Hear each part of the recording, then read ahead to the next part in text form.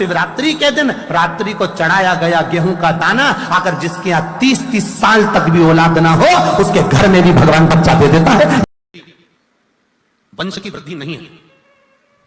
30 वर्ष शादी के हो गए, 40 वर्ष शादी के हो गए और औलाद है ही नहीं। डॉक्टर ने भी हाथ ऊंचे कर दिया, टेस्ट भी करवाया, IVF करवाया, सब कुछ तुमने करवा लिया तो भी औलाद नहीं है। तब आखिरी में एक काम चालू करो, प्रदोष का दिन दोनों पति पत्नी व्रत चालू कर दो प्रदोष का, और प्रदोष काल में शाम के समय जाकर एक ही दिए में 2 लंबी बाती जानते हो ना, रुई की लंबी कपास की बाती 2, और दोनों बाती एक ही दिए में रखकर पति पत्नी दोनों उसको प्रज्वलित करना प्रारंभ करें, बाबा संतान देकर ही रहेगा, औलाद आएगी ही। दीप की जो बाती में अंतर आ जाता है, एक गोल बाती में और लंबी बाती में अंतर आता है, बहुत अंतर आता है। पितरों के लिए गोल बाती का प्रयोग बहुत कम होता है हमारा, देवी जी के लिए, माता रानी के लिए, जगतजननी के लिए गोल बाती का प्रयोग बहुत कम होता है हमारा, ध्यान रखिएगा। एक पितर के लिए, एक जगतजननी जगदम्बा दुर्गा भवानी के लिए गोल बाती का प्रयोग कम होता है, लंबी बाती का प्रयोग ज्यादा होता है। क्यों? क्योंकि हमारे घर के कुल देवी और हमारे घर के पितर हमारे वंश की वृद्धि करें, इसलिए लंबी बाती रखी जाती है, जिससे हमारा वंश बहुत लंबा चले, बहुत उन्नति की ओर बढ़े, इसलिए लंबी बाती का प्रयोग किया। शिव महापुराण की कथा कहती है 5 जगह पर हमारा पार्थिव शिवलिंग का निर्माण करने वाले 2 चीजों का स्मरण अवश्य रखें। पहला, मिट्टी के अंदर जब हम मक्खन, दूध या गाय का घी डालकर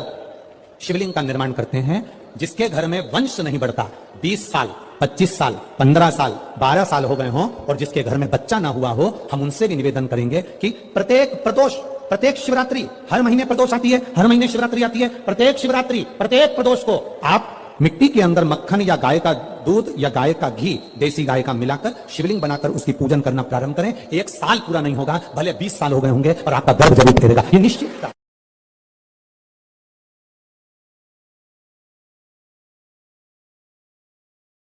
सारी दुनिया में जाकर बोलिया है, जगह जगह जाकर प्रार्थना कर ली, निवेदन कर लिया, तो भी तुम्हारा अगर कोई काम ना बने तब एक काम जरूर करना, एक बेलपत्र, एक शमी पत्र, एक कनेर का फूल देवाधिदेव महादेव को प्रत्येक प्रदोष के दिन शिवजी को